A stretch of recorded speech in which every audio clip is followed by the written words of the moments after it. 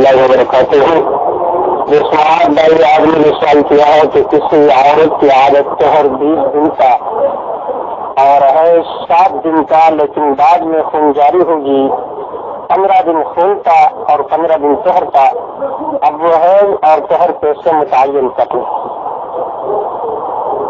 تو سب سے پہلے تو میں اس کا مختصر جواب دیتا ہوں، پھر میں آپ کے سامنے ایک قاعدہ ذکر کر رہا ہوں۔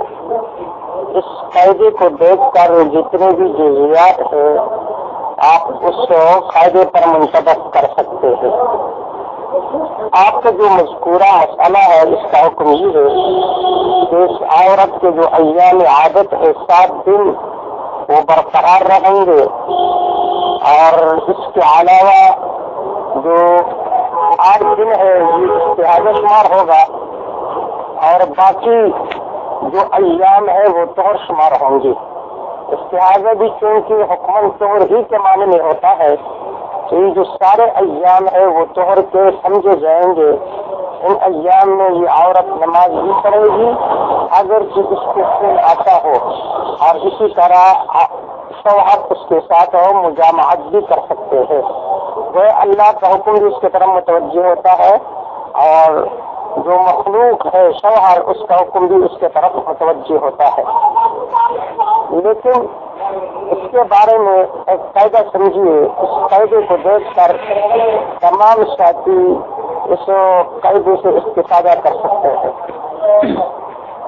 دیکھو، سب سے پہلے ایک عورت ہوتا ہے معتادہ حائضہ، وہ عورت جس کو معمول کے مطابق حیض آ رہا ہو، یعنی جس کو معمول کے مطابق حیض آ رہا ہو، اس کو کہتے ہیں معتادہ۔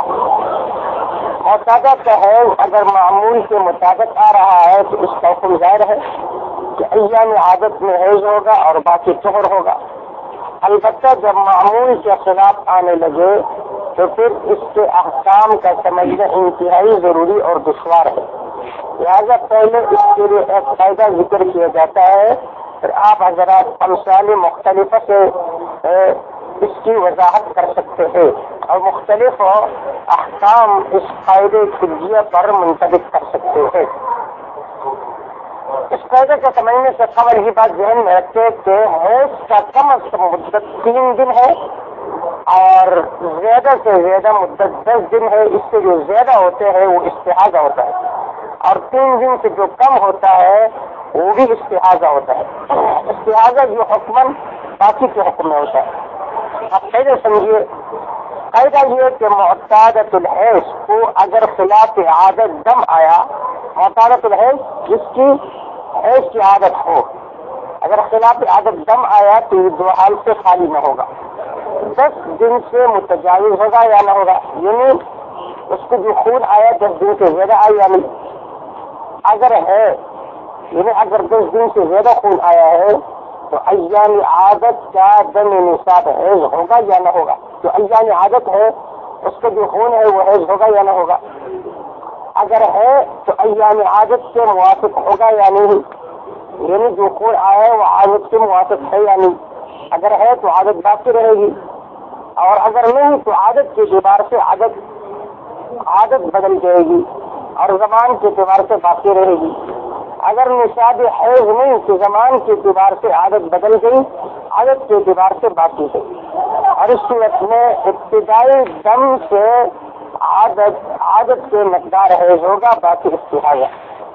اگر 10 دن سے متجاوز نہیں ہے خون، یہ تو وہ صورت ہوتی یہ جو خون ہے وہ 10 دن سے متجاوز ہے۔ اگر 10 دن سے متجاوز ہو تو تمام دم حیض ہوگا۔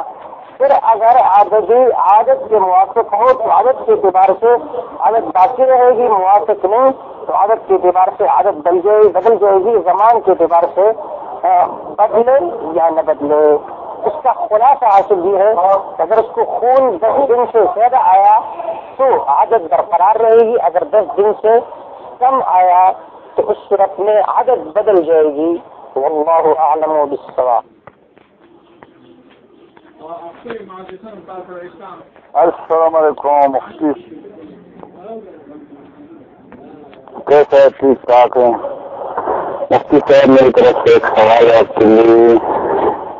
ایک لیڈیز ہوتا ہے، اس کا جو حیض کا بیماری ہے وہ 2-3 مہینہ بند ہوتا ہے، شروع نہیں ہوتا ہے، جب شروع ہوتا ہے پھر 15-16 دن چالو ہوتا ہے لگاتار، اس کو بھی تکلیف ہے، اور اس کی دور میں اس کا یعنی شوہر اس کے قریب جا سکتا ہے یا نہیں، اس کا کیا نتیجہ ہے، اس کا کیا حل ہوگا؟ 2-3 مہینے بند ہوتا ہے، جب بند ہوتا ہے اسٹارٹ نہیں ہوتا ہے، جب اسٹارٹ ہو جاتا ہے تو 15-16 دن چلتا ہے۔ السلام علیکم ورحمۃ اللہ وبرکاتہ۔ آپ نے جو مسئلہ پوچھا ہے کہ ایک عورت ہے، پہلے تو اس کو حیض کا خون نہیں آتا، 2-3 مہینے تک وہ پاک رہتی ہے، پھر اس کے بعد اس کو خون آنا شروع ہوتا ہے، مسلسل اس کو خون آتا رہتا ہے۔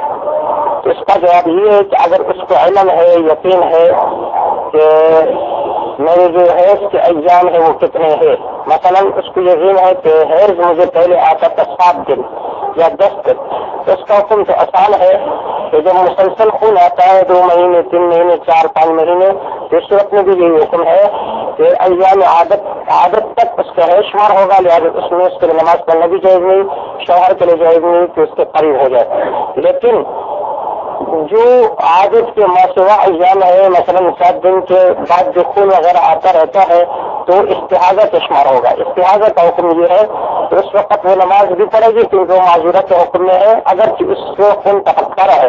اسی طرح شوہر بھی اس کے قریب آ سکتا ہے، شوہر بھی اس کے قریب آ سکتا ہے، غسل بھی کرے گی، نماز بھی پڑھے گی، شوہر بھی اس کے قریب آ سکتا ہے۔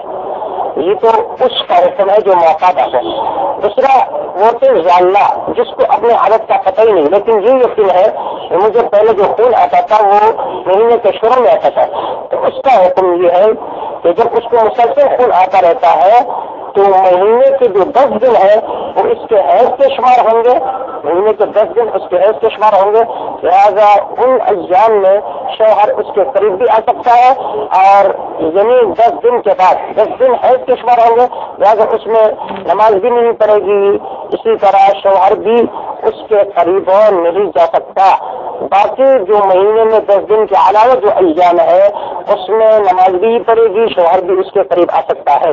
حاصل یہ ہے کہ جب اس کو مسلسل خون آتا رہتا ہے تو مہینے کے اندر 10 دن وہ حیض کے شمار ہوں گے، اور اس میں نماز بھی نہیں پڑے گی، شوہر بھی اس کے قریب نہیں جا سکتا، کیونکہ جو ماسوا ایام ہے مہینے کے آخر تک یہ اس کے لیے طہر کے شمار ہوں گے، استحاضہ کے شمار ہوں گے، اس میں شوہر بھی اس کے قریب جا سکتے ہیں، نماز وغیرہ بھی پڑے گی۔ واللہ اعلم بالصواب۔